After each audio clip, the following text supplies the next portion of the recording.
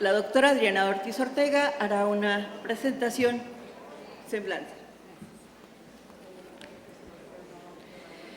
Buenos días, un gusto estar con ustedes. Vamos a presentar a Amelia Valcárcel, doctora en Filosofía en las Universidades de Oviedo y Valencia, España, catedrática de Filosofía Moral y Política de la Universidad Nacional de Educación a Distancia, vicepresidenta del Real Patronato del Museo del Prado, consejera de Estado. Su vida académica tiene dos vertientes, la filosofía y el feminismo. Ha dirigido, coordinado y presidido seminarios, congresos y proyectos de investigación sobre filosofía, valores y posición de las mujeres. Pues una figura del feminismo, de la filosofía, de la cultura. Bienvenida, Amelia Valcárcel. Buenos días. He de asegurarme lo primero de todo si ustedes me oyen bien. Y si me ven ya no lo sé, porque yo soy de mi ser bajita y me siento aquí muy... Necesitaba yo como... Bueno, me haré con algo. Muy buenos días. Yo quiero agradecer mucho esta invitación y quiero agradecerles también desde el fondo de mi corazón su presencia en este seminario, que sé que es numerosa, interesada y cálida. Es una gran oportunidad que María Elena nos ha ofrecido. Realmente creo que es a ella a quien hay que agradecer el enorme esfuerzo de montar todo esto que es tan duro, difícil de montar, y me parece que este acto inaugural que hemos tenido con su gran nivel y su gran afecto y reconocimiento es algo debido, obligado y sumamente agradable. Ha de serlo para ella y ha de serlo también para las personas que estamos aquí. Ella necesita, le viene bien y merece sobradamente este reconocimiento y este espléndido acto inaugural, que yo agradezco también a las personas, por supuesto al señor gobernador del Estado y al señor rector de esta universidad, su muy empática y amable presencia aquí. Y con esto doy fin a los agradecimientos y empiezo a la sensación de estudio, que es la que va a presidir estos cuatro días probablemente intensos que tendremos de trabajo en común. Yo quiero desarrollarles hoy y en esta primera lección el tema de las categorías políticas en la modernidad. Y primero, y antes de ello, tengo que intentar situarles exactamente a qué me estoy refiriendo, de qué quiero hablar, cuál es el campo de conceptos en que me voy a mover. Y eso paso a hacer a renglón enseguida. Vamos a ver. Todas las sociedades, todas, las más pequeñas y aquellas que son más complejas, se mantienen y se narran a sí mismas un relato que explica quiénes son, qué saben hacer, por qué están, qué importancia tienen e incluso cómo se distinguen de otras. A este tipo de relatos le solemos llamar relatos de origen. Y cuando vamos muy deprisa y no queremos complicarnos la vida, les llamamos también mitos de origen. Las sociedades se narran relatos de origen y yo quiero situarles en un relato origen que es la modernidad. Lo que quiero acabar por asegurar, si soy capaz de hacerlo, es nuestra pertenencia a un tipo de categoría histórico-cultural al que llamo modernidad. Entiéndase esta modernidad como una etapa histórica de nuestro tipo civilizatorio que tiene un comienzo determinado y que llega hasta nuestros días, y dentro de la cual se ha desarrollado la mayor parte del pensamiento y de los productos de pensamiento que nos rodean, y que es además un tipo tanto epistemológico como moral, como de innovación moral, nunca antes visto. Así que tiene muchas características asombrosas. La propia modernidad. Una gran inventiva en todos los niveles posibles. Esto es lo que voy a intentar trasladarles. Verán. Si tenemos mitos de origen, les tengo que poner algún ejemplo para que se haga fácil. Sitúense ustedes en el mundo antiguo. Sitúense ustedes en el momento, en el siglo II después de Cristo.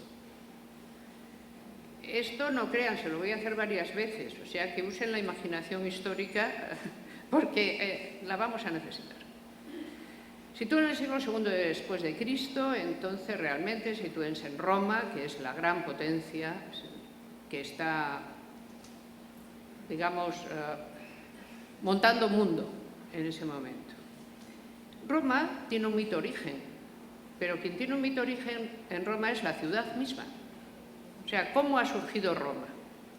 Y entonces, un mito origen que se narran es, bueno, Roma, la ciudad, la urbe por antonomasia, puesto que no hay más ciudad que sea más ciudad, esta, nace de la fundación de dos hermanos, los cuales no son normales ya desde el inicio, porque no se sabe quiénes son sus padres y han sido criados por una loba en el Monte Capitolio, en una cueva en particular, donde les ha dado de mamar. Y cuando ya los dos hermanos son mayores, entonces ellos con un arado fundan Roma, hacen el primer rectángulo que es la ciudad. Y recuerden que además hay una muerte, pero uno de ellos salta a un lado y a otro del surco que el otro hermano labra, como bromeando sobre la fundación, y entonces el otro se ve obligado a matarlo allí mismo. En todos los mitos de origen casi siempre encontramos o una víctima sacrificial o una violencia originaria que está ahí. El mito origen de Roma valía para la urbe, pero Roma estaba colonizando territorios muy diferentes, cada uno de los cuales tenía su propio mito. No podía imponer, si vas a Egipto, no les puedes decir a los egipcios que tienen una gran conciencia de su propia antigüedad, dice, verán, la verdad de esto fueron Rómulo y Remo. No es compartible. Hay un momento en que el propio poder de Roma se hace incompatible con el mito que Roma es capaz de nombrar y de narrar para decir por qué es y quién es. ¿Cómo hacerlo entonces? Vean, en el siglo IV, en el siglo III a finales, cuando el imperio empieza a cristianizarse, aparecen los primeros sarcófagos paleocristianos con Adán y Eva. Es decir, un sarcófago donde la gente se va a enterrar está narrando una cosa que no pertenece a la tradición romana, pero es tan importante como para que la gente se entierre dentro de ella. Hay magníficos sarcófagos romanos, pero a mí lo que me importa en este caso es cómo llegó una historia de textos judíos, que probablemente tiene un origen babilonio, a formar parte de la iconografía de una tumba romana. Pues llegó porque el cristianismo realizó uno de los robos más espectaculares que se hayan realizado jamás, y encima con pleno éxito. El cristianismo le robó al judaísmo todos sus textos sagrados. Simplemente. Decidieron que eran textos cristianos. Sí que es cierto, el cristianismo es una herejía del judaísmo. Nace dentro de él y se sale de él. No es el único caso, ni mucho menos, en que en una religión nace otra que la acaba superando. Recuerden, por ejemplo, el budismo es una herejía del hinduismo. Las religiones mutan también.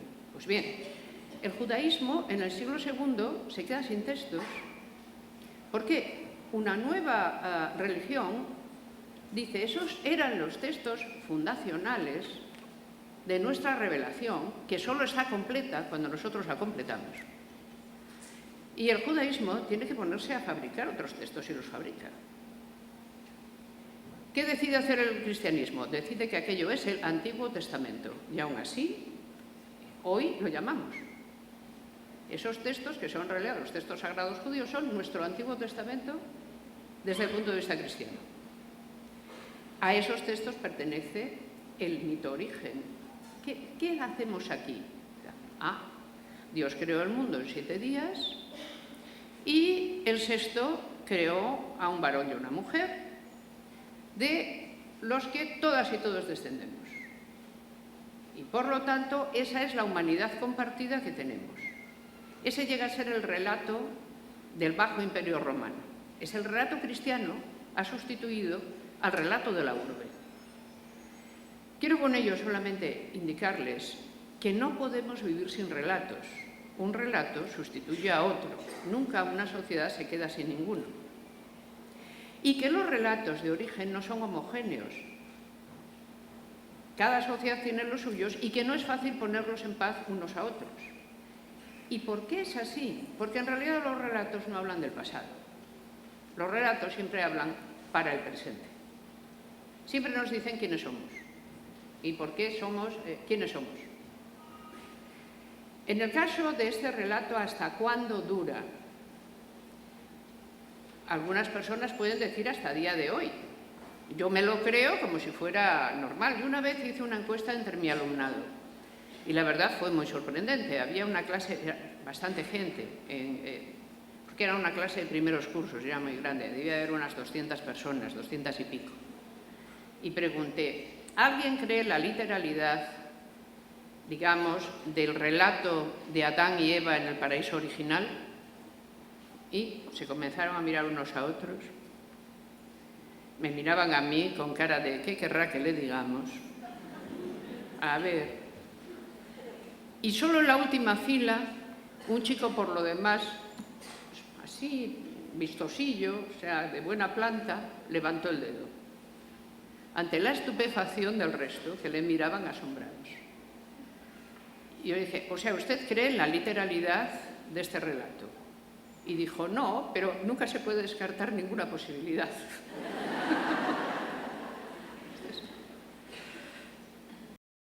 El relato sigue ahí. Vean, si nosotros pretendiéramos contarles, por ejemplo, yo qué sé, a los habitantes de la provincia de Sichuan, que sus primeros padres son Adán y Eva, nuestras posibilidades de éxito serían muy pequeñas.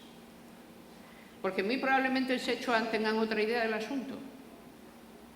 Y si se la pretendemos contar, ¿dónde podemos contarla? Dice, allá donde el relato religioso cristiano o judío o islámico sea la forma mundi. ¿Por qué? Dice, porque las 3 grandes religiones, que por eso se llaman religiones del libro, comparten un enorme tramo de relatos comunes.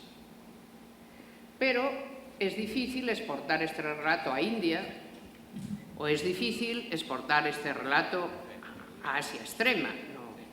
No es posible. Este relato funciona mal que bien en Europa, en América, en parte de África. Pero si preguntáramos, bueno, pero ¿realmente el relato de los tiempos en que estamos puede ser este? ¿O este relato ha decaído? ¿Ha decaído lo bastante como para decir es que no tenemos un relato común tan fuerte como fue el relato de la URSS para Roma o el relato de los primeros padres para el momento de las sociedades religiosas? Eso es lo que acabo de decir, las sociedades religiosas. Cuando la religión es el cemento social principal, los relatos religiosos son también los interpretadores principales de la convivencia. Pero bien sabemos que esto no es así. Ya, ¿desde cuándo? Desde 1648. Ahora empezamos con las fechas, pero nos vamos a tener que dedicar bastante a ellas. ¿Por qué 1648? Porque 1648 es la fecha de la Paz de Westfalia. Y eso me lleva a tener que hablar directamente de la Paz de Westfalia. ¿Y qué se jugó en esa paz? Y cómo esa paz cambió el mundo que habitamos.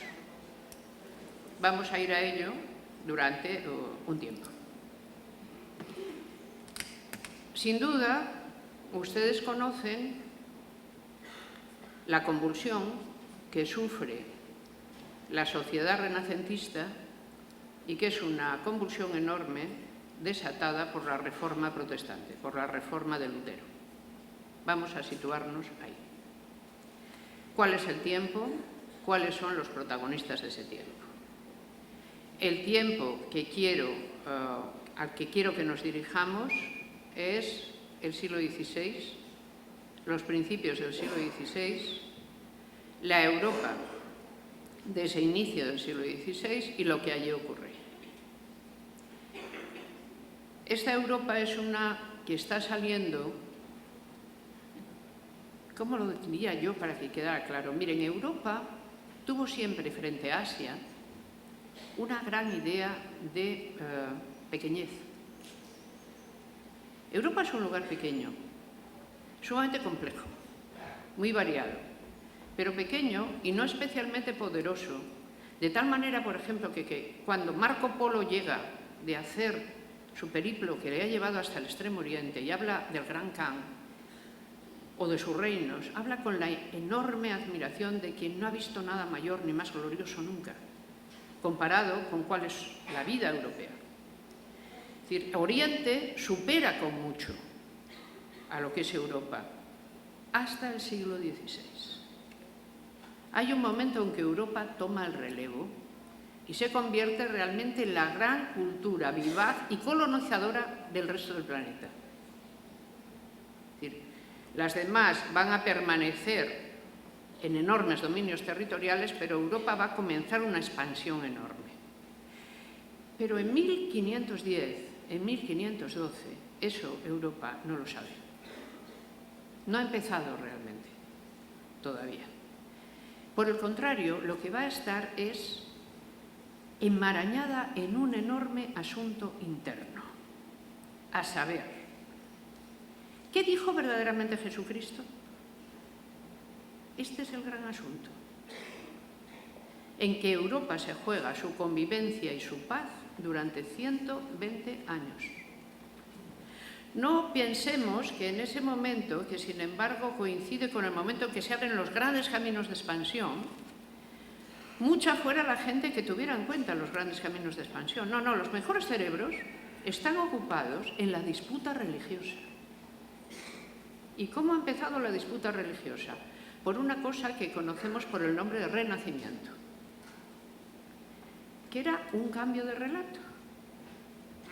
El asunto es, Europa ha conseguido, vivir bien, pero da la impresión de que la religión empieza a no ser la absoluta conformadora de las conciencias. Y empezamos a ver en lo que se llama humanismo renacentista una serie de autoras y de autores que introducen ideas muy extrañas para aquel contexto. Por ejemplo, realmente los grandes tiempos fueron la antigüedad clásica, fueron Roma y Grecia. ¿Por qué no volvemos a ellos? ¿Por qué no volvemos al buen pasado del que aprendimos verdaderamente todo? Porque ¿cómo hay que representar la figura humana sino como lo hacían los griegos o los romanos? ¿Cómo hay que gobernar sino como lo hacían los romanos? Hasta el griego y el latín hay que hablarlos no como los curas, sino como los clásicos. Había cardenales, esto ahora estará muy de moda, que no leían los textos sagrados porque decían que estaban escritos en muy mal latín. Preferían leer a Salustio o a Tácito, a los grandes del pasado grecolatino. En una de estas, incluso un papa se dio cuenta de que el propio lugar santo del Vaticano, la colina vaticana, donde había una serie de iglesias, recuerden, colina vaticana era colina donde se hacen los vaticinios, por eso se llama así, ¿no? Y está al otro lado del río. Pues aquello era francamente pobre. Había que hacer un gran arte que se pareciera al gran arte del pasado, e incluso más, superarlo, si se podía. Había que hacer una enorme basílica que superara incluso a las de la antigüedad. ¿Qué había que hacer para eso? Dinero. El dinero siempre es muy importante. El papado tenía dinero, pero ¿qué se puede hacer para obtener más dinero? Porque vamos a hacer la mayor basílica que hayan visto los siglos. Algo sorprendente. Algo que realmente nos ponga a la altura de los antiguos. Pues lo primero que hay que hacer es hacerse con dinero. ¿Cómo? Bueno, eso, la Iglesia atesora los méritos de Cristo, de la Virgen María y de todos los santos. Eso es un caudal, es una banca infinita de méritos que pueden curar no el pecado, sino la pena que se hubiera merecido por él. Y pueden ser reclamados por los fieles, no como compra, no, porque eso sería delito y se llama simonía, sino como limosna. Que hay que hacer unos papeles muy hermosos que ponen que se concede indulgencia de lo que sea a quien realice determinadas prácticas y adquiera como limosna uno de aquellos papeles. Y eso hay que venderlo por toda la cristiandad y así llegarán los dineros a las arcas de Roma y se fabricará realmente la más esplendorosa basílica que se ha visto nunca. Fue maravilloso porque realmente admitan que la Basílica de San Pedro sigue siendo una magnífica obra. Pero el precio fue terrible. El precio fue la división de la cristiandad hasta el día de hoy. En dos observancias, la católico-romana y la que decidió que no se quería la corriente aquello. ¿Dónde empezó la cosa? En un monje que era profesor de textos en una ciudad no demasiado famosa, Alemania, Wittenberg, y que cuando llegaron a vender la indulgencia, perdón, vender no, a ofrecer la indulgencia mediante limosna, pues clavó en la puerta 95 tesis contra la venta de indulgencias. ¿Quién era este? Primero, ¿por qué se atrevía a hacer esto? Eso es fácil, porque podía. Es decir, es costumbre normal, y estamos en una universidad y debemos saberlo, que cualquiera que es doctor puede llevar la contraria argumentadamente a otro. Y por lo tanto, si la indulgencia era propuesta, Fray Martín, como doctor, podía decir, esta no es legítima. Estaba en su derecho de hacerlo, y la manera de hacerlo era, se plantaban precisamente las tesis en la puerta de la iglesia y se pedía un debate. Lo hizo bien. Hasta ahí no hay ningún problema. Hizo lo que podía hacer. Pero ¿por qué no le gustaba la indulgencia a Fray Martín? Si él era una persona, tenía 40 años, 40 y tantos, era una persona pacífica. La indulgencia esta tenía una cosa estupenda. Acercaba a la gente lo que, si no, hubiera tenido que ir a Roma para obtener, porque la manera de obtener indulgencia era peregrinar, por ejemplo, a la propia Roma. Y allí mismo ya se traían los papelillos y todo, porque había unos puestos que ya los vendían, y bueno, excuso decir. Fray Martín había ido a Roma y llegó a la ciudad. Como era una persona muy piadosa, compró indulgencias para su padre y su madre. Vean, la mayor parte de la gente no compraba indulgencias para sí misma, sino para demostrar que era una buena hija, un buen hijo. Porque era, yo quiero que mis mayores no ardan en el purgatorio, quiero que salgan, quiero que tengan la gloria, que les encargo misas, traigo indulgencias, hago una peregrinación. Entonces, Fray Martín había estado en Roma y no le había gustado nada lo que había visto allí. Nada. Le pareció que había simonía, es decir, que aquella gente vendía indulgencias. Le pareció que la mayor parte de los cardenales y grandes prelados tenían severas dudas sobre incluso la religión cristiana. Le pareció que la enorme cantidad de vicio, comilonas, prostitución que la ciudad eterna tenía era demasiado para un clérigo alemán de una ciudad pequeña como la suya. Marchó de Roma cuanto antes porque aquello se le hacía insoportable, insoportable de ver. De manera que cuando Roma vino a él en forma de venta de indulgencias, estaba, digamos, espiritualmente muy preparado para hacerles frente. ¿Qué sucedió? Realmente todo el norte de la cristiandad se rebeló contra Roma, entero. ¿Por qué? Acusando a Roma de paganismo. Hay una cosa que es muy importante, que es esta. En la Reforma protestante hay una gran incomprensión por parte de la Europa del Norte de qué es el Renacimiento. Realmente interpretan, lo que pasa es que esta gente está perdiendo la fe y no lo está diciendo, porque tanto Júpiter, tantos dioses antiguos, tanto Roma eterna, todo esto que es, el mensaje cristiano se está olvidando. Esto no debe ser soportado. Somos realmente cristianos. ¿Qué es lo que nos une?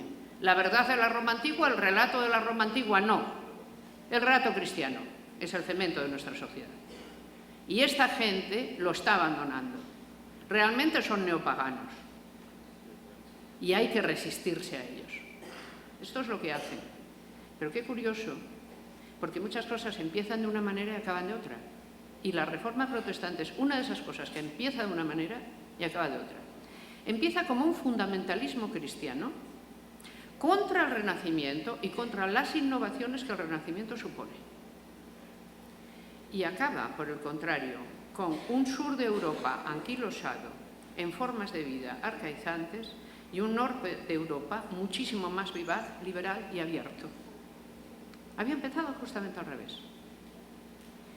¿Qué sucedió después de lo de las indulgencias? En Wittenberg conocemos el asunto. Los príncipes alemanes protegieron a Lutero. El emperador Carlos quiso en más de una ocasión que Lutero se retractara. Como no se retractó, intentaron matarlo, tuvo que escapar. Los príncipes alemanes lo protegieron. Seguidamente hubo una rebelión del campesinado enorme contra los propios príncipes y se empezó a desatar una guerra en Europa que duró 120 años. Es decir, las guerras de religión en Europa duraron, con pequeños periodos de paz, 120 años. ¿Cómo fueron estas guerras? Las más crueles que nadie recordaba.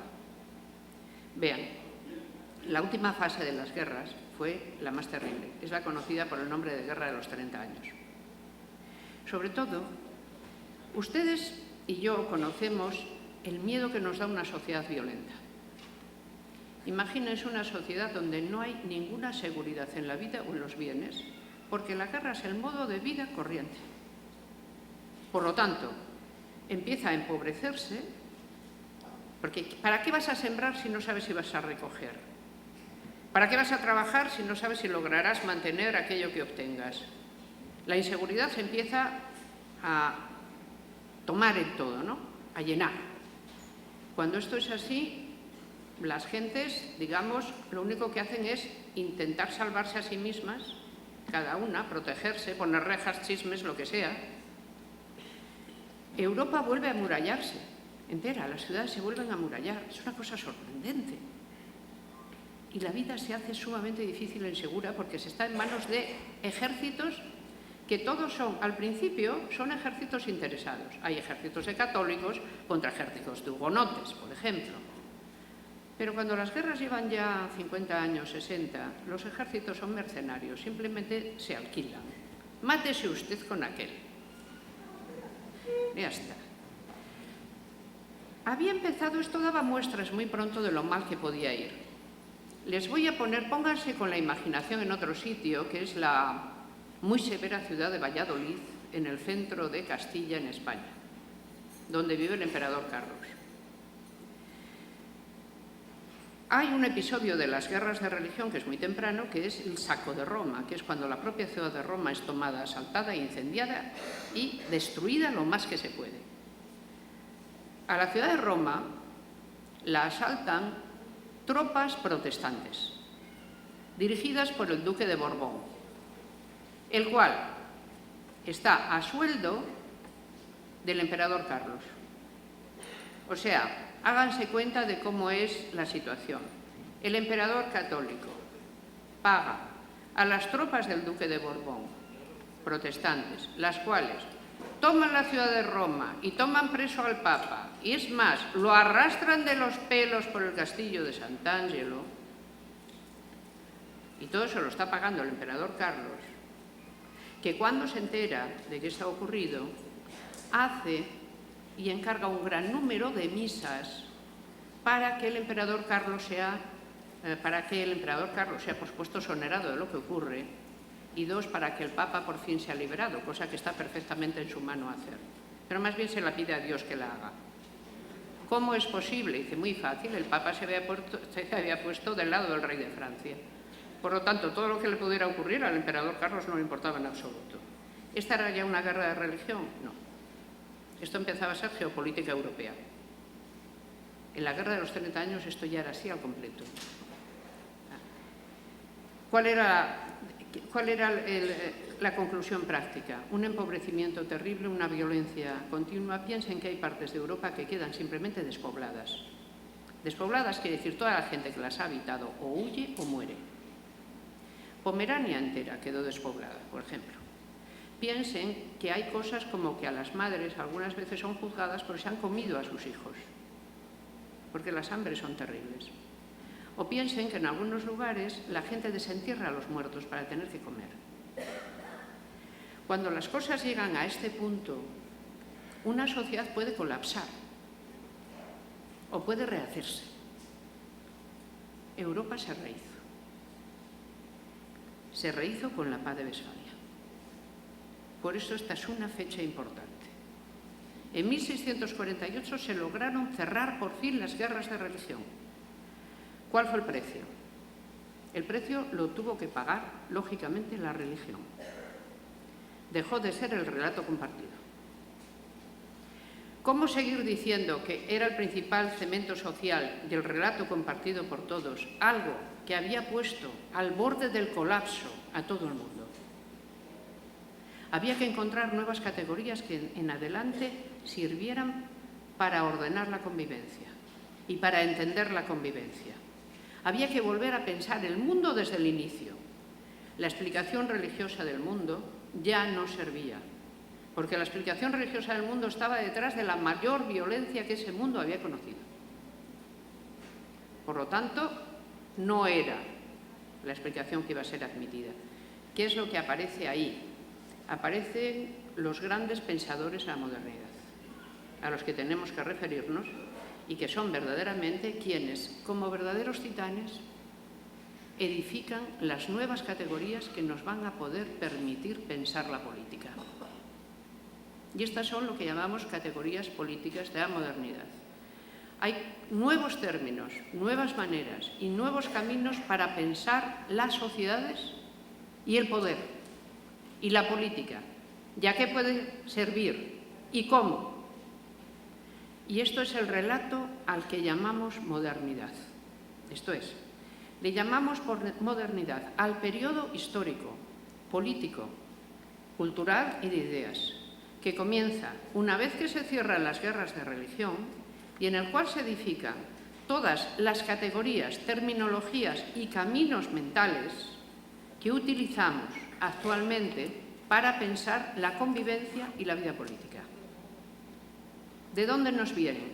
Realmente podemos identificar perfectamente de dónde nos vienen. Nos vienen de lo que he llamado los grandes ontólogos de la modernidad. Ellos se ven obligados, y lo logran, a fabricar el nuevo lenguaje político.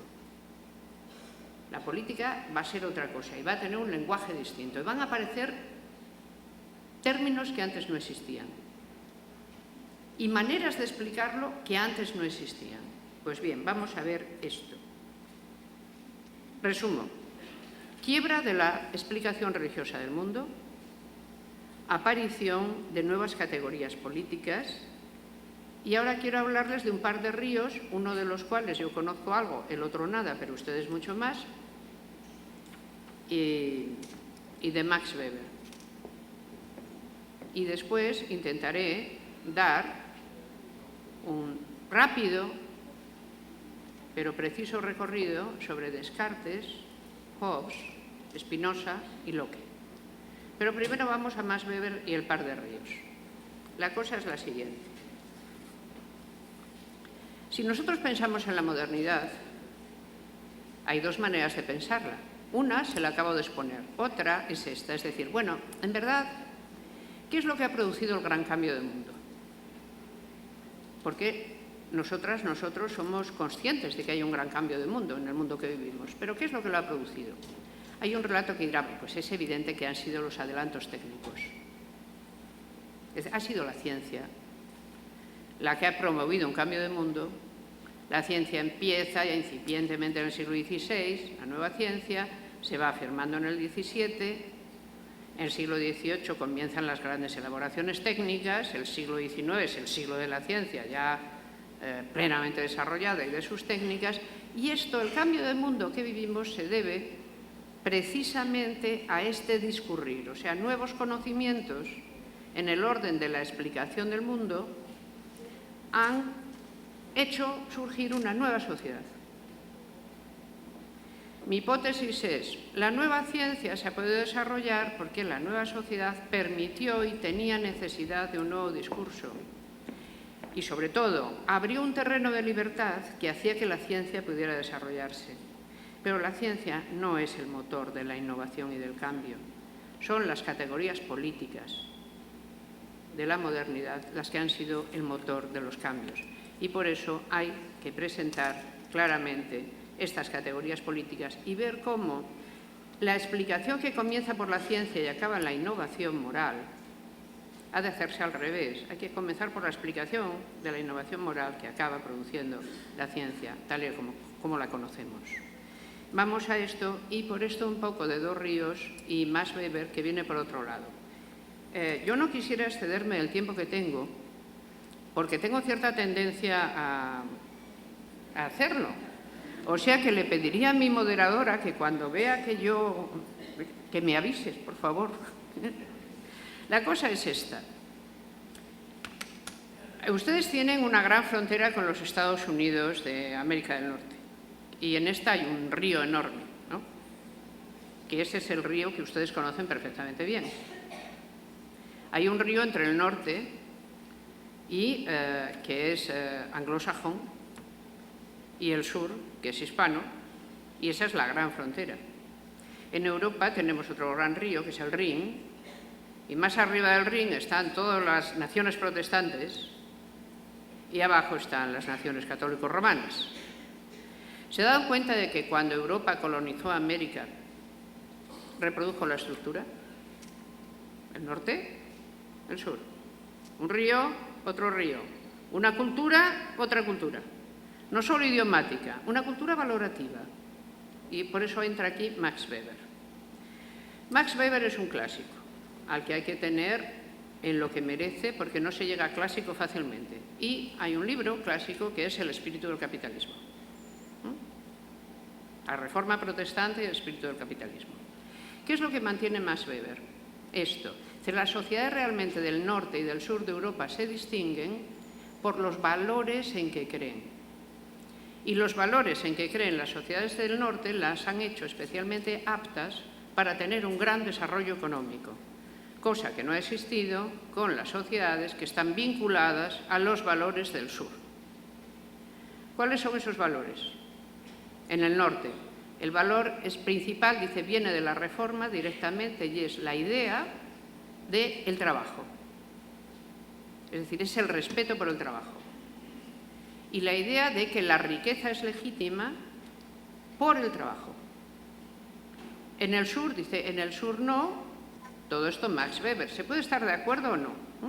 Hasta cierto punto y hacer matices. Pero en el sur no, y en el sur, por lo tanto, digamos, tienen otras virtudes y tienen otros pecados.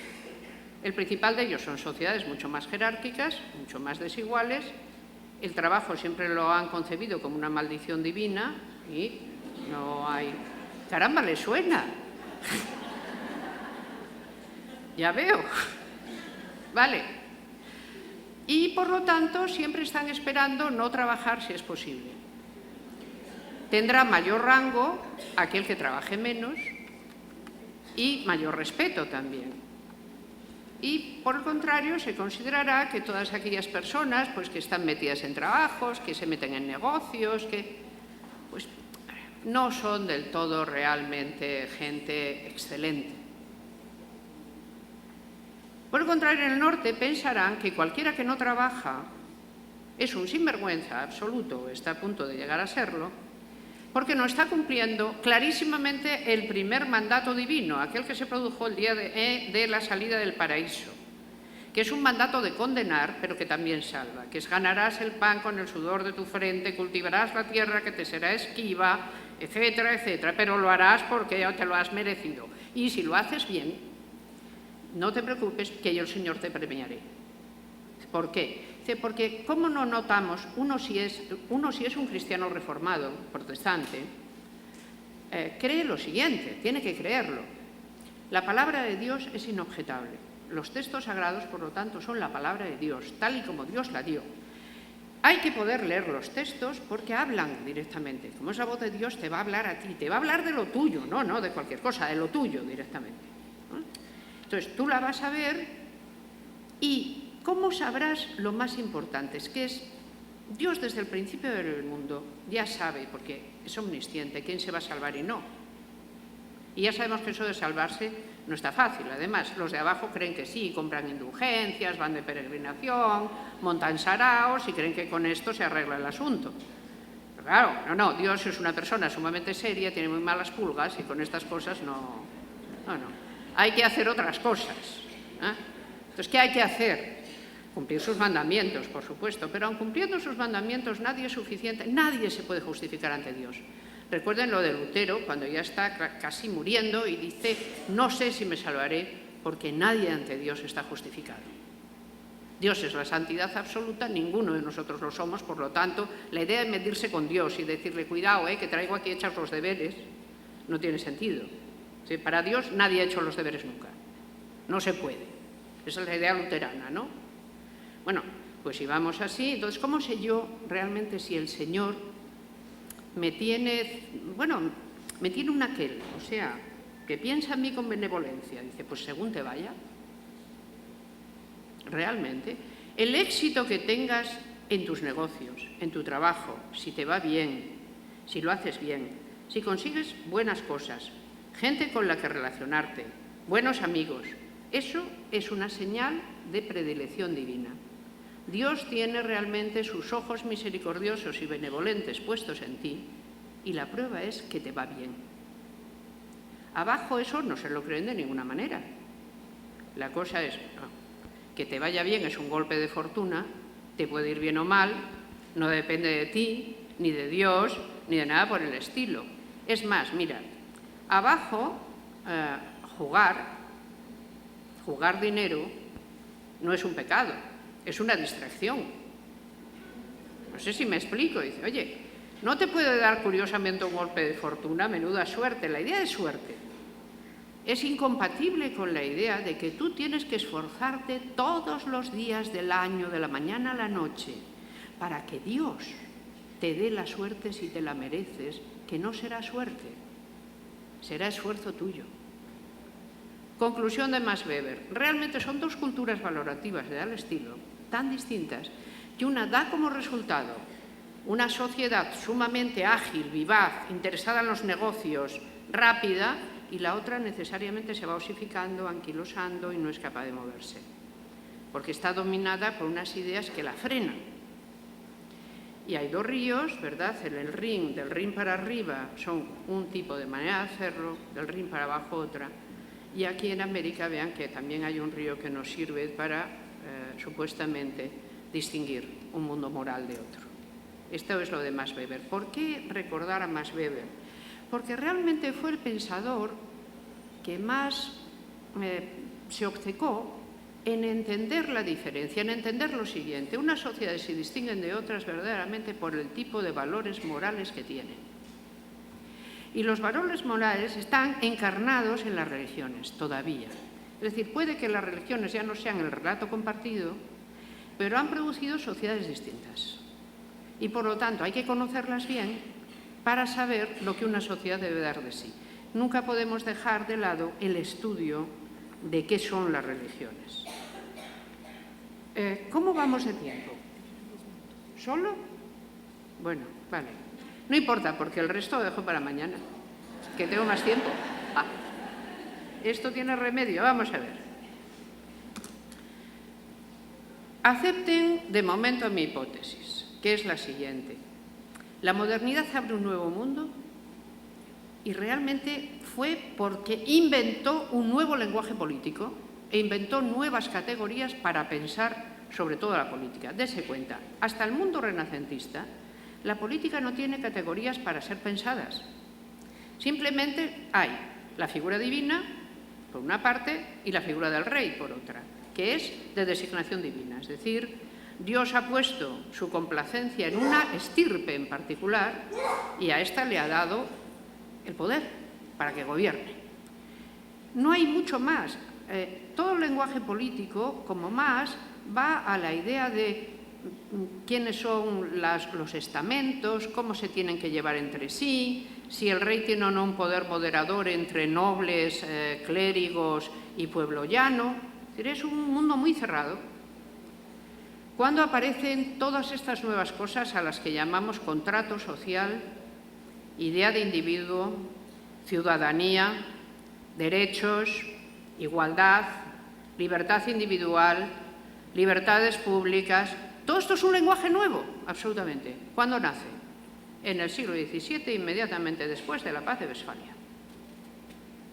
Esa es la gran creación, la enorme creación de la modernidad. Vamos a echar el rapidísimo, porque no queda otro, por los 4 grandes ontólogos de la modernidad. Empezaremos por Descartes. Yo a Descartes le tengo una gran simpatía. Y eso que el hombre de simpático no tenía nada, y si simplemente ven su retrato se dan cuenta de que probablemente pasar una tarde con él no era la mejor idea. Quiero decir que no tiene cara de una persona prevenida, desconfiada. Descartes, a todos los 4 conocieron las guerras de religión. Esto nos importa. Descartes estuvo en la guerra de los 30 años, en el frente, muchísimo tiempo.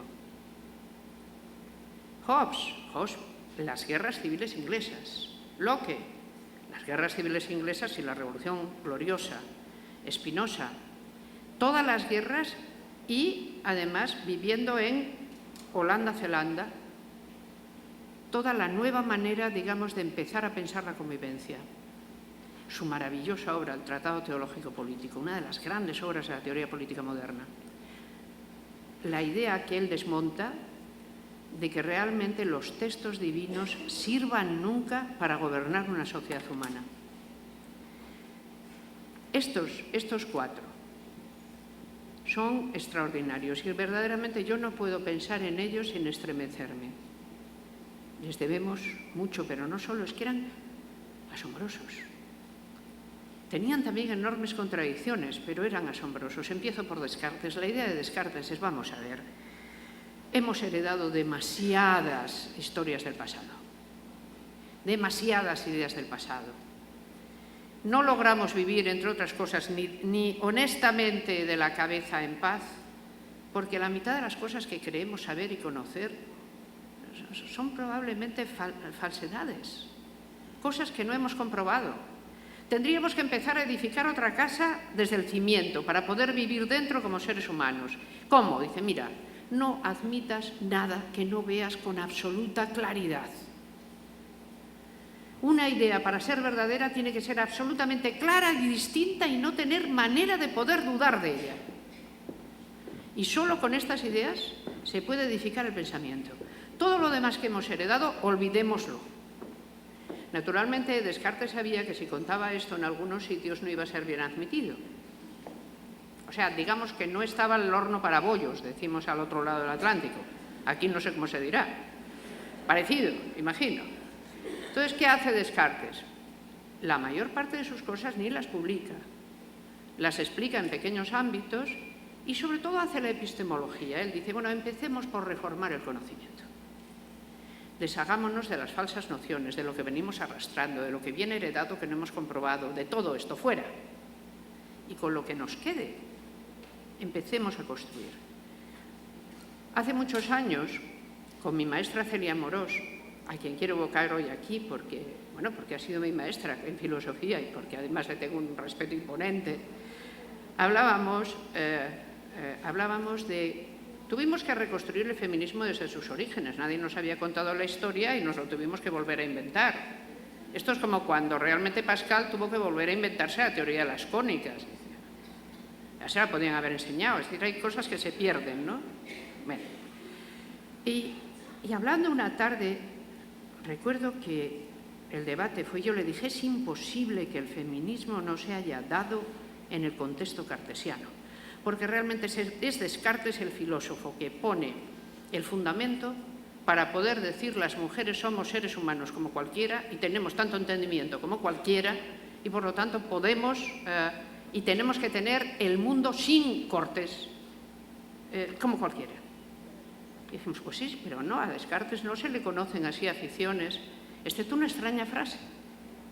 Hay una extraña frase en que Descartes dice, yo he compuesto mi obra para que la puedan entender hasta las mujeres. ¿Ve? Esa extraña reacción que ustedes han tenido es la primera que uno tiene cuando lee esa frase. Dice, bueno, ¿qué quiere decir?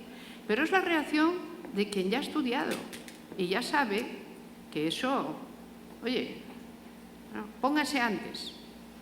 Cuando Descartes lo que está diciendo realmente es, las mujeres tienen tan buen entendimiento como cualquiera y cualquier idea, para que sea verosímil, tiene que poder entrar en el entendimiento de cualquiera que lo tenga bueno. Es posible que para mucha gente piense, no, ese es el modo de escribir que escribe el señor Descartes, no hay que hablar unos latines mucho más profundos y dice, sí, y probablemente transmitir solo tonterías o falsedades. ¿Qué tienen las mujeres? Lo dirá un discípulo suyo, el primer feminista, cuya obra feminista es la primera que podemos decir es la fundadora, que es Poulain de Labarre. O sea, las mujeres puede ser que no tengan instrucción, pero tienen bon sens, tienen buen sentido. Y dicen más todavía, l'esprit n'a pas de sexe. La inteligencia no tiene sexo. Es la primera vez que se hace una afirmación como esta. Pero ha sido posible porque se ha desfundamentado todo el orden antiguo. Lo que quiero decirles a ustedes, las que como yo son mujeres, señoras, es lo siguiente. Señoras, somos hijas de la modernidad. Allí nacimos. Y si queremos hacer de Descartes nuestro padre putativo, tendríamos más que una razón para hacerlo. Podemos encontrar a más gente, ¿no? Pero a este, en todo caso, siempre tenemos que tener cierto respeto. Porque su idea de que había que fundar un nuevo orden de conocimiento que permitiera acabar con todo lo que... ¿Con qué? ¿Con qué? Dice, con todas las ideas falsas. Con todas, dice, con todas. Todo lo que se ha venido haciendo, Descartes es en esto absolutamente radical, es probablemente una gran colección de errores. Hay que edificar el mundo de nuevo, entero, desde el inicio. Porque hemos creído demasiadas cosas que no podemos probar de ninguna manera. Y entre las cosas que hemos creído que las mujeres nacieron para servir a los hombres que tienen menor inteligencia o que tienen menor ánimo. No es verdad, simplemente. Esto es una de esas ideas que se arrastran, heredadas, y son falsas. Por lo tanto, hay que hacer ¿qué? Hay que sustituirla mediante una idea verdadera. ¿Cuáles son? Las que son claras y distintas. El feminismo no puede existir sin un enorme aparato conceptual. Quiero decirles que el feminismo es verdad que para muchas de nosotras, como buenas detectadoras de la injusticia, es una emoción. A veces sentimos la emoción feminista. ¿Qué es eso que se nos desata cuando vemos una injusticia o una atrocidad contra alguien por ser mujer? Pero en realidad, aparte de esa sentimentalidad que ahí está, el feminismo necesita un aparato conceptual enorme detrás. Y si no lo hubiera tenido, no podría haber surgido. Porque defender algo que va contra toda la práctica humana desde que empezó la evolución, que es que las mujeres y los varones tienen el mismo valor, sirven para las mismas cosas y pueden hacerlas igualmente bien, para eso se necesita venir armada de un aparato teórico y de sabiduría extraordinariamente fuerte. Sin él, esa sentencia se puede decir, pero nadie creerá que es verosímil. Solo se hace verosímil cuando la pruebas, es decir, cuando no solo la dices, sino que la puedes mantener. ¿Y cómo has podido hacerlo? Gracias realmente a utilizar todas las categorías políticas de la modernidad. No se puede hacer feminismo sin las nociones de pacto, contrato, ciudadanía, derechos, libertad, igualdad, solidaridad. Toda esta es nuestra terminología. ¿De dónde viene? Del momento mismo fundador de la modernidad. Ahí la hemos adquirido. Desde ahí la hemos venido usando. El feminismo es un enorme movimiento con un aparato teórico extraordinariamente grande que viene directamente de la modernidad y tiene ya 300 siglos de existencia. Pero de esto yo creo que vamos a poder hablar con bastante tranquilidad en días sucesivos. Era mi intención exclusivamente hacerles una panorámica que necesariamente había de ser histórica del momento en que el relato tradicional va a ser sustituido por el nuevo relato político en el que nacemos, aquel que nos permite realmente vivir en él, aquel que seguimos desarrollando. Y les agradezco muchísimo pues, toda la atención que me han prestado durante este rato. Muchas gracias.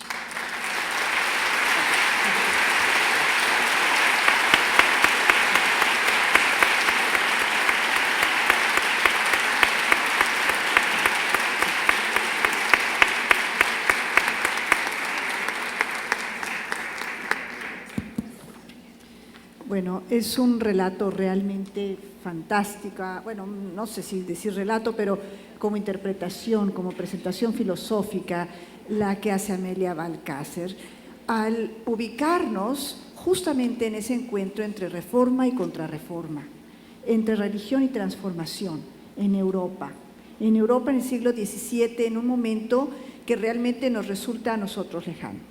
Porque nosotros empezamos a conocer a España, la gran España del siglo XVI, cuando llega en América, donde existen, digamos, muchas Américas, una de las cuales siendo México, lo que se convertirá en la Nueva España, una de las nuevas Españas que van a surgir. Y en ese sentido, esta división europea, esta lucha por los estados modernos por constituirse a sí mismos, es de alguna manera una historia que hay que volver a contar y reflexionar. Reflexionarla desde el continente europeo, desde México y sus distintas realidades y desde las mujeres. Y yo creo que inaugurar un seminario que se llama Ni más ni menos iguales, entre comillas, no iguales como iguales, sino iguales entre comillas, es un enorme acierto del nombre porque acerca dos realidades, es decir, la necesidad de la reflexión, la necesidad de establecer el método cartesiano como un punto de referencia importante para decir que detrás del pensamiento de Descartes, cuando Descartes dice pienso, luego existo, no es una afirmación, sino la búsqueda filosófica de quien se plantea en un mundo neoclásico y desde ese mundo neoclásico va a desarrollar la posibilidad de entender el mundo, de reinterpretar a Dios, de buscar en ese momento construir al Dios que ya el mito fundacional o el relato fundacional requería, y que en ese proceso el hecho de que el espacio, que es una categoría a la que tanto nos referimos y Descartes también se refiere en su obra, al espacio cartesiano como una forma de acercarse al mundo a través de la geometría.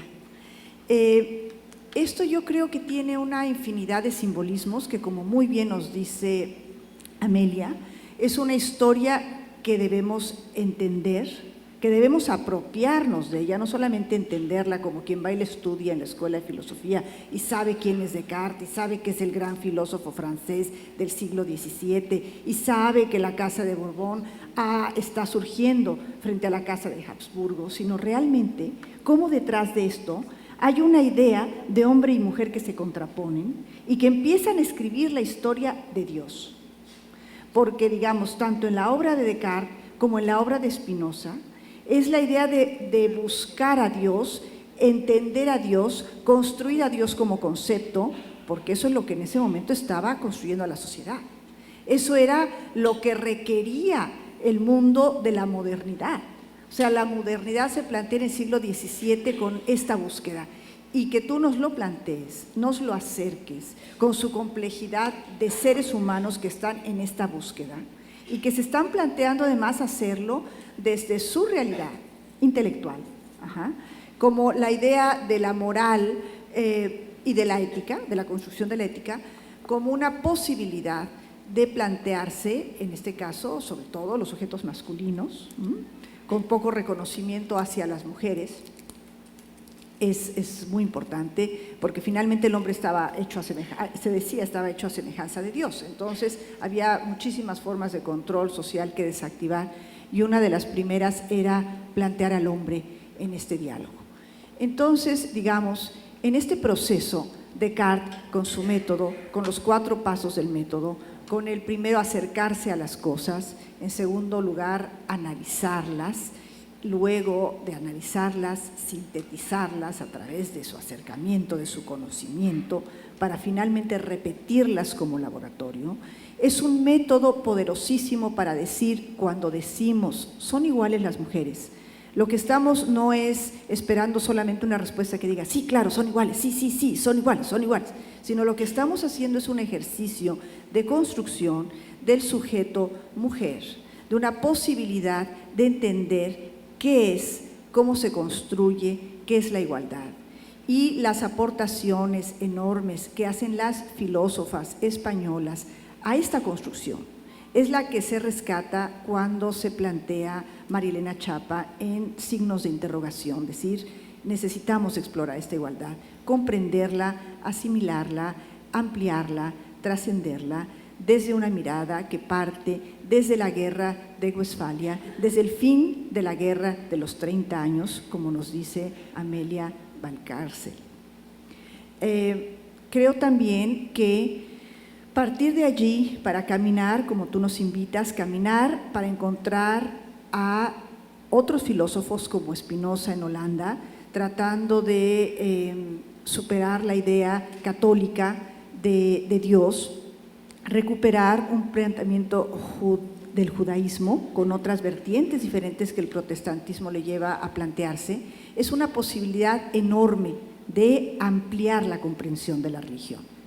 Y todo esto hay que decirlo porque es un valor enorme, pero es mucho más que esto, porque es la fundación de ideas políticas en un momento en que el imperio español deja de ser el imperio que representaba el poder católico en el mundo y que, como yo decía, mucho se queda de esto en América, aunque en América, si la vemos como América del Norte, como Estados Unidos, sería el principal territorio donde esto se empieza a cuestionar, y en México estarían pasando otros procesos a los cuales me quiero referir. Pero antes de referirme a eso, quiero decir, sin duda esta liga que tú haces del proceso histórico-social, de juntar la posibilidad de que en Inglaterra surja Hobbes y Locke, Hobbes como la resistencia a la transformación del derecho, si se quiere, y Locke como la expansión de la idea de libertad, es fundamental. Y estos hombres están ahí en esta frontera y están conscientes, por ejemplo, está consciente Descartes cuando finalmente su obra no se publica, cuando su Tratado del Mundo él prefiere no publicarlo, porque sabe lo que ha pasado en el juicio de Galileo. Es un momento, bueno, estremecedor en el conocimiento, y el hecho de que Galileo se publique en Holanda, ¿no?, y no en otra parte, es también una cosa fantástica. Finalmente, esta tensión que planteas entre el norte y el sur, entre la idea de quienes se van alejando de una idea muchísimo más central, mucho más cargada de significado, precargada, marcada por el prejuicio, como diría Descartes, con una idea de la precipitación, ¿no?, que serían dos cosas que yo me quedo mucho de Descartes. La idea de evitar el prejuicio, diría Descartes, como una posibilidad de acercarnos a las cosas para conocerlas. Y la idea de la precipitación como el no dejar que la voluntad nos marque, que la voluntad nos defina como yo quiero, antes de yo pienso, yo entiendo, yo comprendo, yo asimilo. Y estos son dos principios que nos pueden acompañar a lo largo del seminario, tanto como nos puede acompañar a lo largo del seminario la propuesta libertaria, libertadora, conceptualmente creativa de Locke, cuando habla de la libertad. La libertad como la posibilidad del ser, de conocer, de plantearse, de construir los derechos, de ponerse del lado del parlamentarismo y no quedarse con esta idea de regresar a través del Leviatán que plantea Hobbes, el Estado al rey. Sino es regresar y construir el derecho como un sistema donde los elementos de la ley son los que van a gobernar en la modernidad. Reconstruir la idea del contrato social como un contrato social en el cual, luego nos dirá Carol Pateman, la filósofa australiana, en la cual en realidad hay muchos tintes sexuales. Pero en todo caso, en ese momento, en el siglo XVII, estamos en un momento en el que realmente hay una posibilidad enorme de replantearse estas categorías. Esto, digamos, a mí me parece que plantearlo en un seminario de teoría de filosofía y feminismo es como una entrada, es entrar por la puerta grande. Es entrar por la puerta del conocimiento sin temor a hablar categóricamente y en diálogo con la modernidad para repensarla. Y repensarla desde México, digamos, replantearla desde eso que se llamó la Nueva España, como una manera de referirse a México, y que luego España misma se va a llamar a sí misma la Nueva España en los tiempos de la Guerra Civil Española. Me parece a mí fascinante porque nos habla de la transformación de los conceptos, de la transformación de las palabras, de la posibilidad de habitarlas. Y el hecho de que en México, en nuestros mitos, por supuesto, estuvo sin duda Adán y Eva, claro que sí, y también estuvo la idea de Jesucristo, pero también la necesidad de una figura femenina tan fuerte como es la Virgen de Guadalupe, nos habla de otro universo que se está construyendo a sí mismo. Es otra manera, hablar desde México de todo esto, es otra manera de poderse referir al barroco, no solamente como el arte de la contrarreforma, el arte que buscaba, que bueno, si lo vemos claro pictóricamente, pues ahí están las grandes obras de Velázquez, están las grandes obras en el teatro de Lope de la Vega, digamos, el barroco es muchas cosas visto desde Europa. Pero visto desde México, también el barroco era la búsqueda de la interpretación de sí mismos de todos aquellos indígenas que colaboraron en la construcción de estas iglesias y que a través del color de esta plástica, que tú muchas veces nos has hablado, de la plástica, no solamente están recreando a Rubens, a Rembrandt, a Velázquez, pensando en el siglo de oro español, sino están realmente recreando otra idea de sí mismos. Por supuesto, no necesariamente en un proceso de reapropiación filosófica, pero pues no se sabe. No se sabe porque realmente digo yo que es algo que no lo he estudiado con esa profundidad, de ver cómo la transformación de la subjetividad va construyendo otra idea del derecho y del individuo.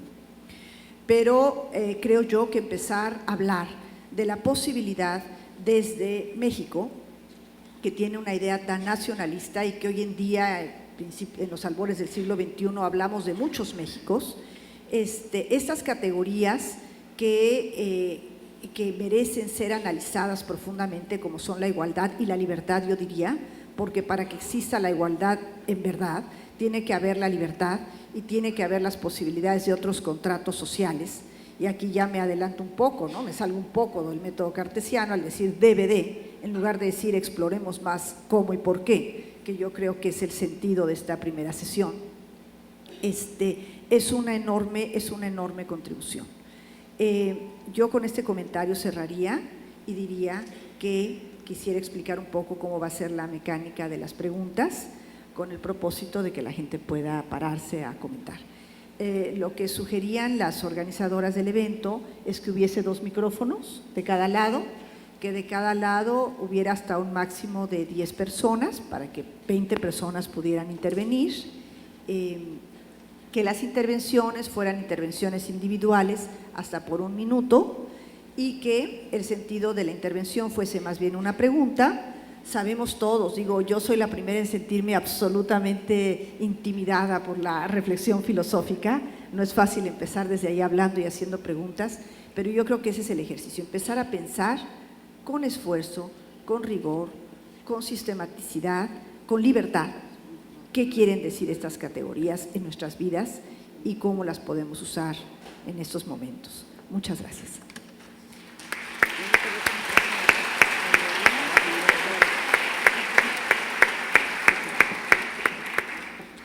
Quiero felicitar a la doctora Valcárcel por esta brillante exposición y me gustaría preguntarle si puede extenderse un poco más en uno de los 4 ontólogos que mencionó.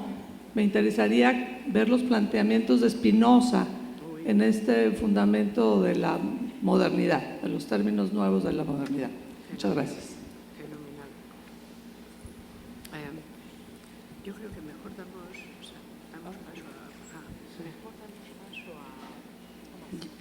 para luego, para ahorrar. Pues demos paso a que se junten más intervenciones para hacer un debate más… Para ahorrar tiempo. Hola, buen día, doctora Amelia. A mí me gustaría… Discúlpame un poquito. Este evento se está transmitiendo íntegramente en la Universidad Nacional Autónoma de México, las 20 horas. Se está grabando en su totalidad y nos gustaría muchísimo que dieran su nombre antes de iniciar la pregunta. Gracias.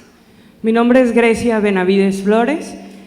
Doctor, a mí me gustaría mucho que usted ahondara sobre todo en el tema de cómo pensamos. Yo soy de las generaciones en este país que no llevamos lógica y que nos cuesta mucho trabajo entrarle a estudiar en cómo pensamos y cómo las ideas se nos van poniendo, se nos han impuesto para explicarnos la realidad. Yo eso es lo que quisiera que por favor usted pudiera compartirnos aquí en este seminario.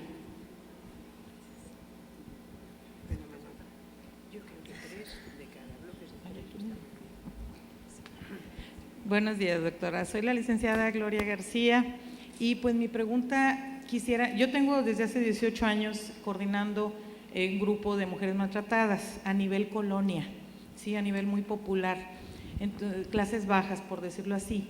Quisiera preguntarle, ¿cómo podemos nosotras poder entrar al ámbito familiar para poder cambiar estas ideas que usted dijo hace rato en cuanto a lo del trabajo?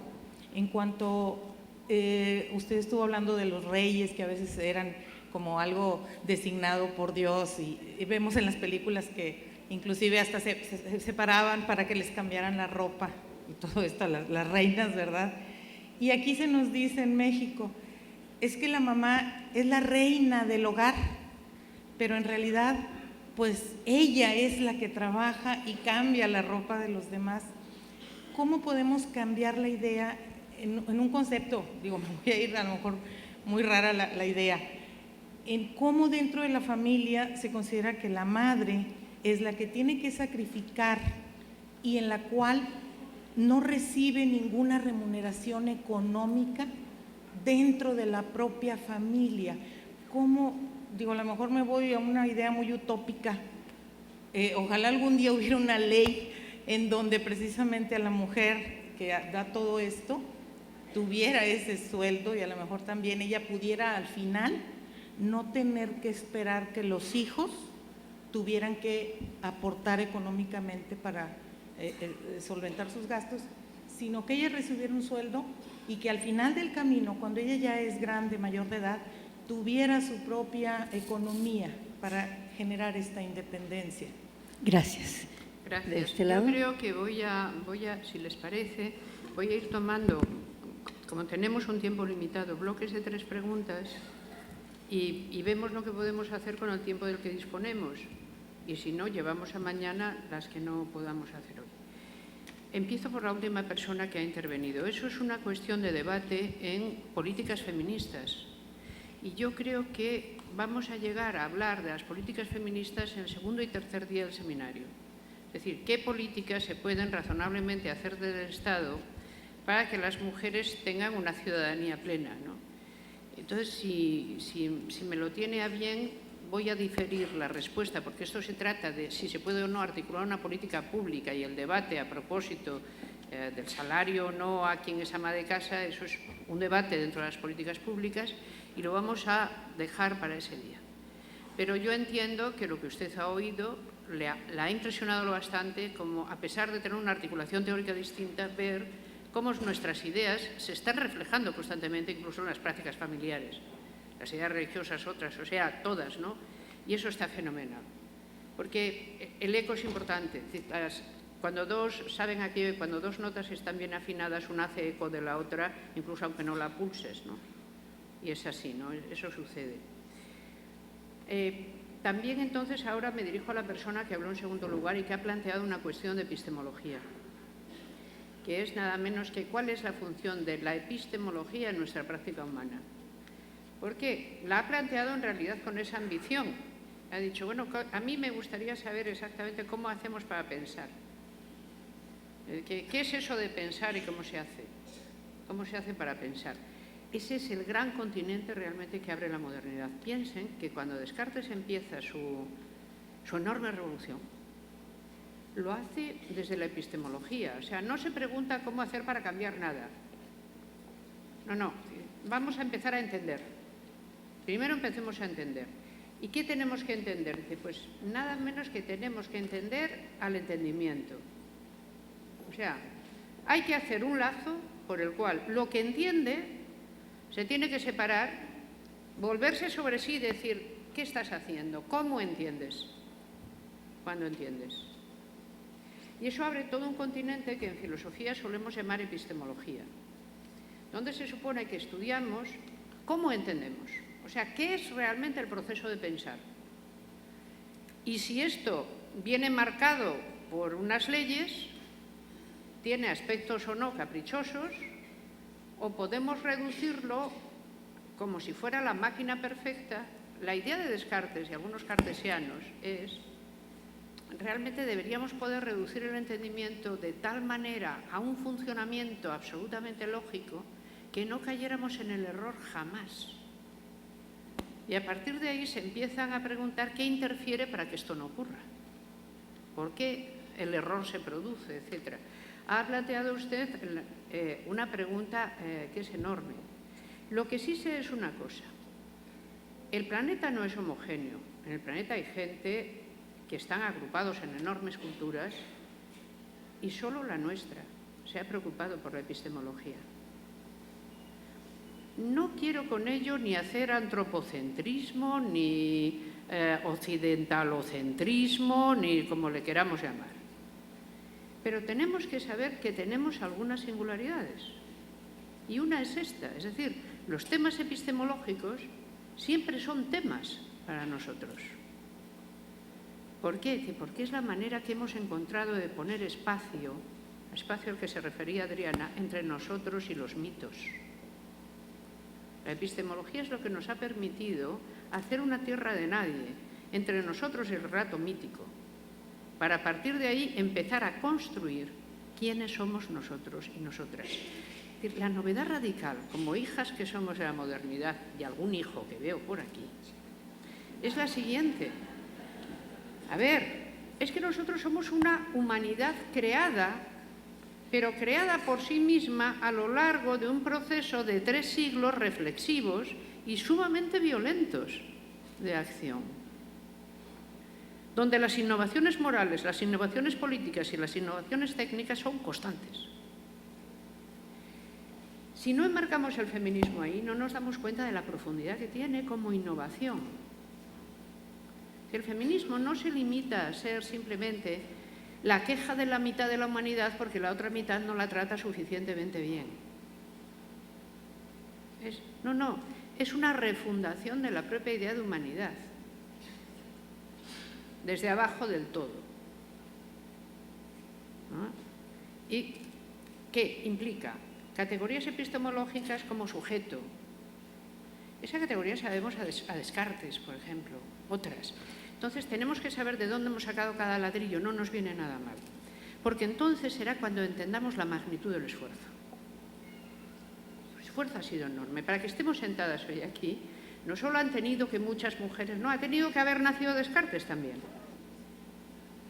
Hay mucho pensamiento, mucha masa de espíritu, diría Hegel, comprometida en que nosotras tengamos ahora capacidad de preguntarnos qué es la epistemología y realmente qué pinta.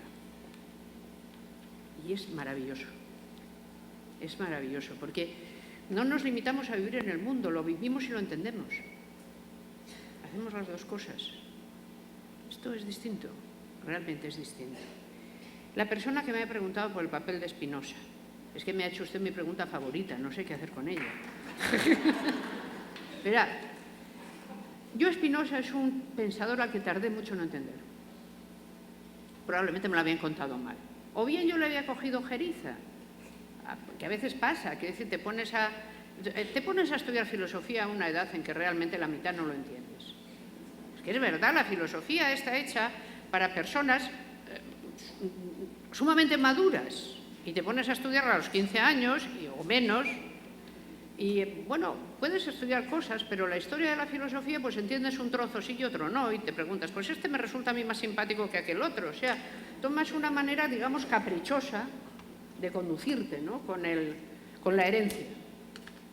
Y solo más tarde, a medida que vas aterrizando los significados, los resultados, dices, momento, yo he tenido una oportunidad magnífica. En Brasil ustedes saben que hacen unas ediciones realmente buenísimas de los clásicos. Entonces van a hacer una magnífica edición de la obra completa de Spinoza. Y me pidieron la introducción a precisamente el Tratado Teológico Político y la Ética de Spinoza.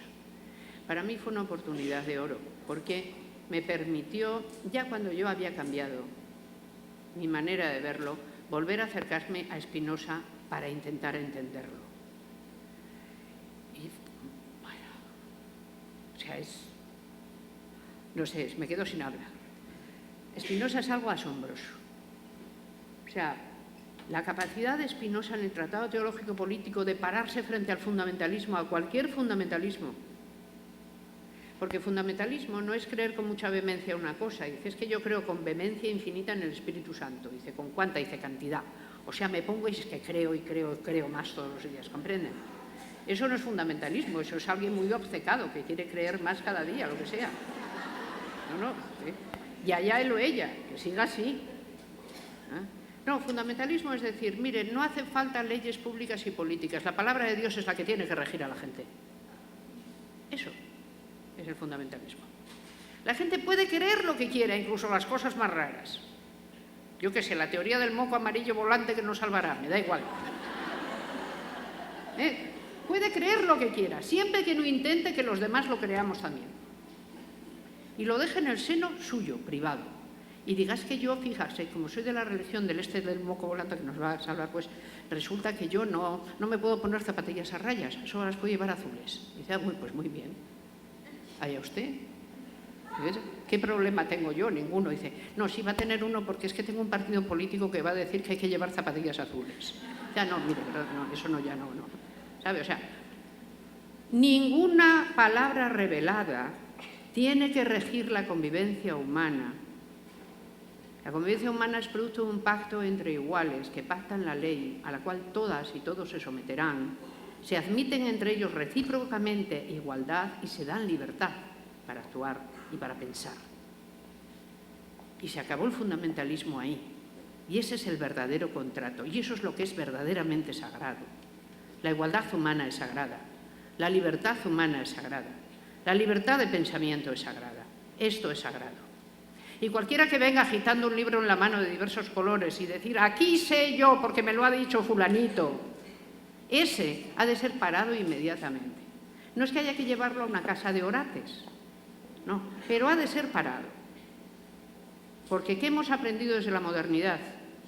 Que no hay nada superior al entendimiento humano cuando actúa guiado por la buena voluntad buscando buenos fines. Si nuestros dioses están de acuerdo, mira, mejor. Y si no lo estuvieran, como dijo Kant, no deben de ser muy buenos dioses. ¿Sí? Los filósofos, no siempre, pero de vez en cuando han dicho cosas extraordinariamente valiosas. Y hay que tenerlas en cuenta porque son importantes. Cuando Dios, dice Kant, dice, es que un Dios que no fuera capaz de cumplir nuestros estándares morales no tendría por qué ser Dios nuestro. Está diciendo por primera vez que la humanidad es la que pone realmente el estándar moral. Igual que hay dioses que se han pasado al pasado porque el estándar avanzó más que ellos, no pudieron seguirlo. Esto es muy importante. La epistemología puso entre nosotros y el fundamentalismo el mito una gran tierra de nadie. Spinoza fue el primero realmente que paró en seco la idea en el Tratado Teológico Político de que un texto sagrado pueda ser utilizado para gobernar. Uno lee todo el Tratado Teológico Político y realmente se va asombrando diciendo esto realmente es divino, que es una contradicción. Pero esto es, uno detrás de otro. No lean el compendio, además. Lean realmente el Tratado Teológico Político entero. A veces es repetitivo, pero es extraordinario. Extraordinario. Claro, naturalmente comprenderán que esto a Spinoza no le vino bien. Es decir que, bueno, ¿tenemos la ética de Spinoza? por pura suerte. No la publicó jamás, no se atrevía, menudos estaban los tiempos. Su gran protector, Jean de Witt, había sido asesinado de la manera más terrible, él y su hermano, porque eran, digamos, gobernantes con un sentido más liberal de la convivencia, por los fanáticos que estaban al servicio de sus rivales. Spinoza, ¿qué hizo? No publicó jamás la ética. La ética quedó metida en un cajón de su mesa. Y cuando él murió, sus amigos lograron que esa mesa desapareciera misteriosamente, desapareció una noche y fue llevada en barca, y la ética reapareció donde pudo ser editada, porque si no, no la habríamos tenido. Y es uno de los grandes textos de la filosofía existentes. No sé, que me ha preguntado usted por Spinoza y, bueno, se lo agradezco tanto porque realmente qué dulce y extraordinario ingenio, qué maravillosa y admirable inteligencia. ¿Cuánto le debemos realmente? ¿Cuánto le debemos? Gracias.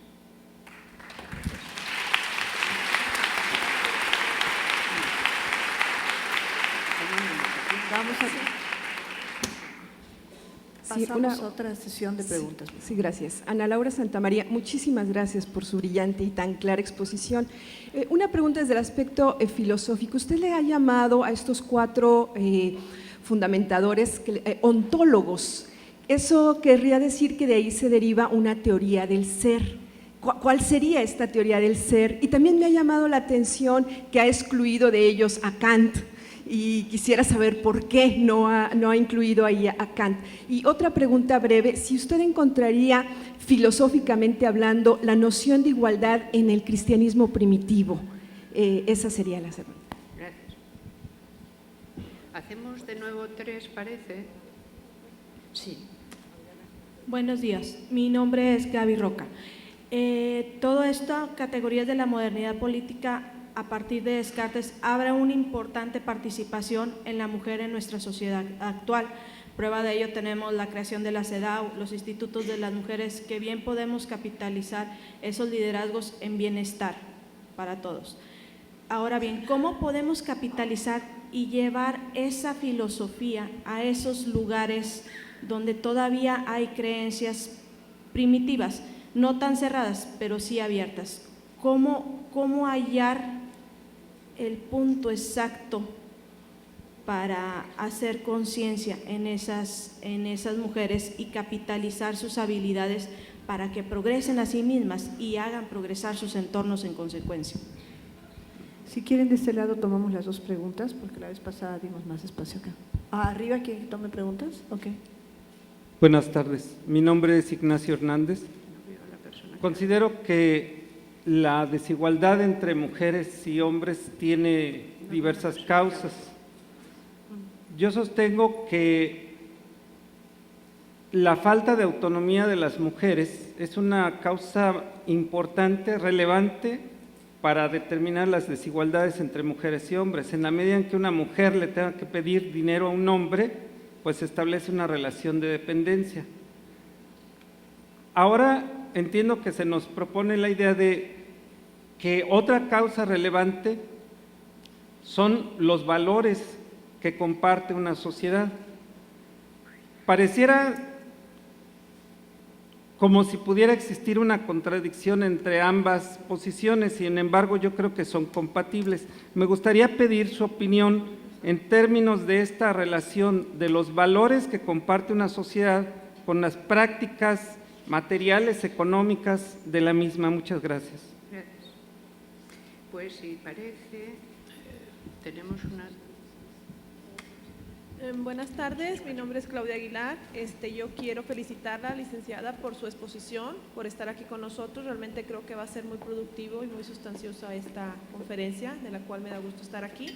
Felicito a la licenciada María Elena por también haberlo permitido, ¿verdad? Porque ella pues apoya mucho en estas áreas de las mujeres y pues estamos aquí para apoyar precisamente. Mi tema realmente es como un comentario.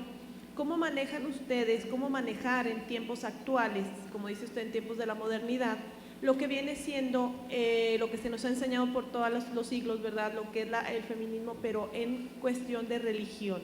Las mujeres se nos ha enseñado la sumisión por cuestión de religión. ya es como un tabú, ¿verdad?, de que la mujer no tenía derechos y todo, pero quiero que maneje ese tema en cuanto a la religión, cómo manejar el feminismo en cuestión de religión. Ese es más que todo mi comentario, ¿verdad?, porque es algo muy importante que las mujeres tenemos que aprender a diferenciar, a conocer y saber cómo manejarlo, ¿verdad? Es más que todo mi comentario. Perfecto, muchas gracias. Muchas gracias. Veamos, hay 4 cuestiones. ¿Cómo vamos de tiempo ahora? Bueno, tenemos son las últimas. De tiempo, ¿cómo ves, Marilena? ¿Estas son las últimas preguntas?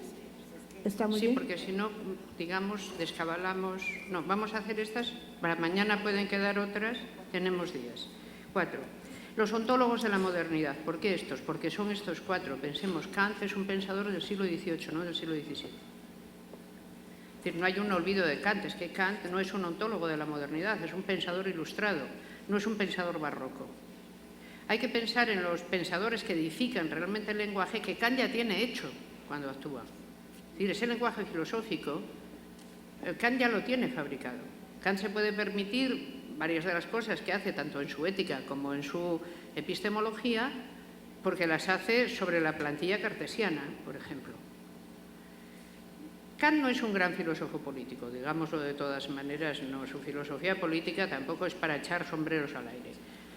No, ha hecho lo otro, no todo el mundo, tampoco la de Descartes, que no la tiene.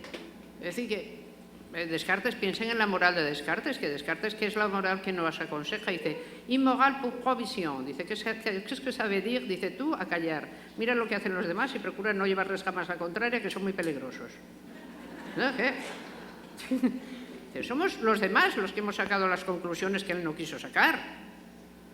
Esas cosas ocurren, ¿no? Entonces, bien. Entonces, simplemente los grandes ontólogos de la modernidad son estos 4. Realmente se puede añadir un quinto, pero pienso que cuando se le añade, si no es ya en el ámbito de un curso de doctorado donde estás con gente que prácticamente solo de filosofía y va a poder seguir el asunto, es Leibniz. Pero a Leibniz he decidido dejarlo fuera porque precisamente, digamos, no nos aclara la geografía, ¿no? ¿Por qué son ontólogos? Porque tienen una teoría del ser, pero absolutamente, claro está. Es decir, la teoría del ser, por ejemplo, que la ontología que manejan Hobbes o Spinoza es la misma. Y la ontología que manejan Locke y Descartes es la misma. Unos son holistas, Spinoza y Locke, no, Spinoza-Hobbes, los dos son de ontologías discretas, es el caso de Locke con Descartes.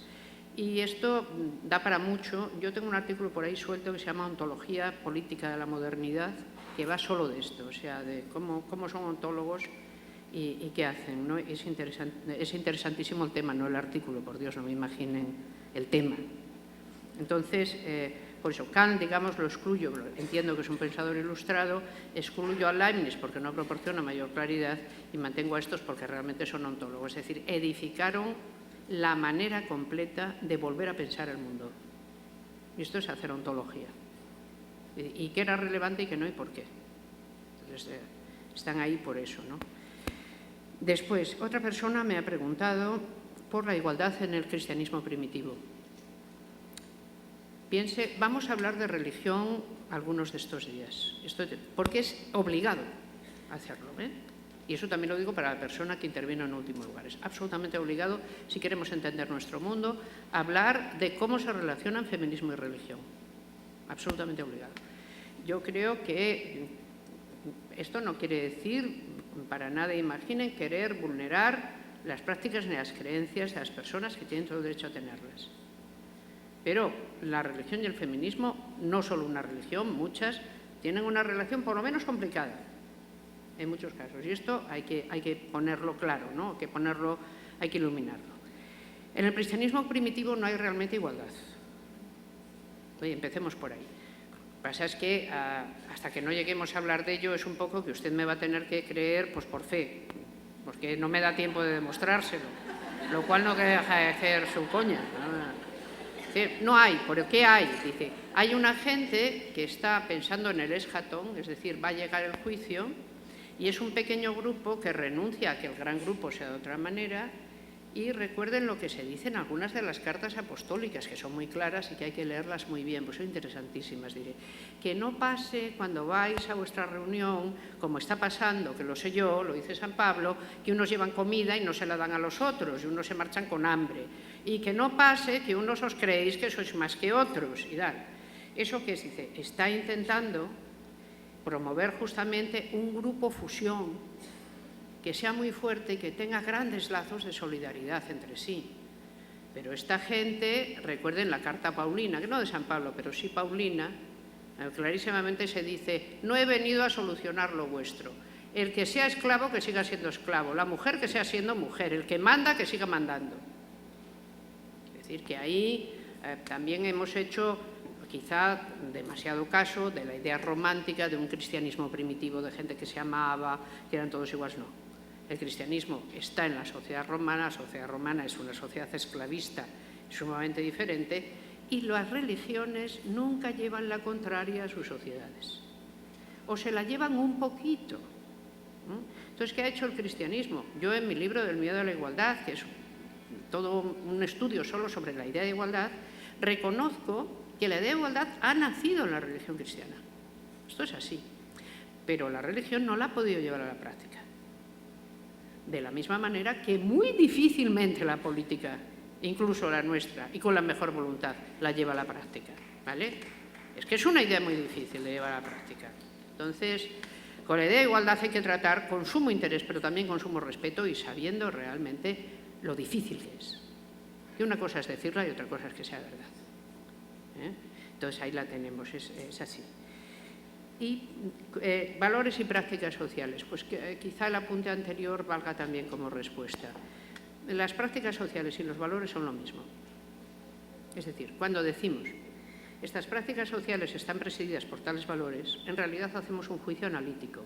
Estamos separando la práctica del valor que la conduce. Pero en realidad la práctica misma y el cómo se desenvuelve es lo que nos demuestra la existencia en ella del valor. El valor X es una manera determinada de hacer la cosa Z. Si yo creo en el valor de la igualdad, por ejemplo, y mi sociedad cree en él, las prácticas sociales lo explicarán constantemente, o sea, lo van a patentizar sin que nos demos, será estético. A ver, si doy un ejemplo. Nuestras sociedades son todas formalmente igualitarias porque son democracias. Son probablemente democracias imperfectas, probablemente, más que probablemente, ¿vale? Pero admiten la idea. O sea, a la idea no se le puede quitar el respeto. O sea, si nosotros leemos igualdad, tenemos que decir sí. Y luego hay alguno que estará pensando sí por las narices. Pero tendrá que decir sí, ¿vale? Porque tienes que presentar respeto a las ideas que se tienen en común. ¿En qué lo vamos a manifestar? En todo. Hasta en la manera de mirarnos unos a otros. Y la igualdad se encarna en cómo nos tratamos, en si nos saludamos o no nos saludamos, en el respeto mutuo que nos tenemos, en si las relaciones realmente son simétricas y hasta en lo que una de las personas que intervino antes contaba, que tiene tanta gracia, cómo nos vestimos. Nuestro vestido ya no es el vestido jerárquico que expresa inmediatamente el rango de la persona. Dice, a las reinas las tenían que vestir, claro, son vestidos jerárquicos, no se os puede poner uno.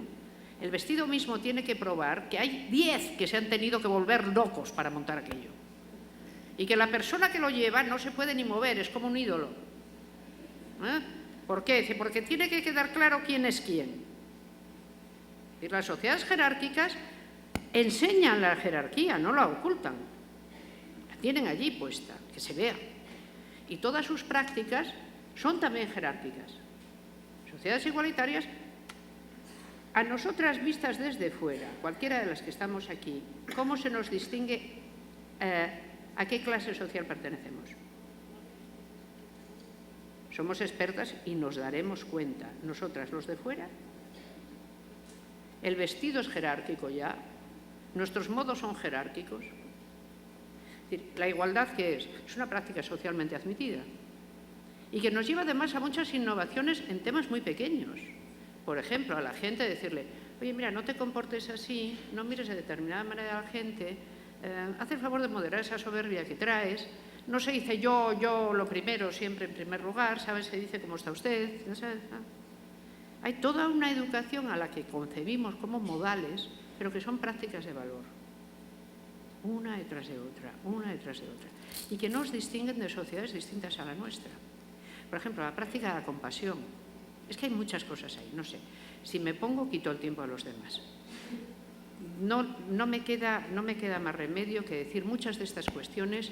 Afortunadamente tenemos varias sesiones para volver a tocarlas, para volver a tematizarlas. Pero como ven, cuando se toma la buena puerta para entrar en un sitio, como bien ha dicho Adriana, empiezas a ver muy bien dónde está el camino y cómo es el país.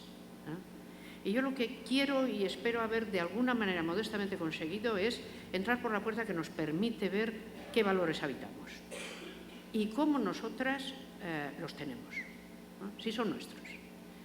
Y con esto, la verdad, de nuevo les agradezco su atención a lo largo de esta mañana. Y hasta mañana entonces.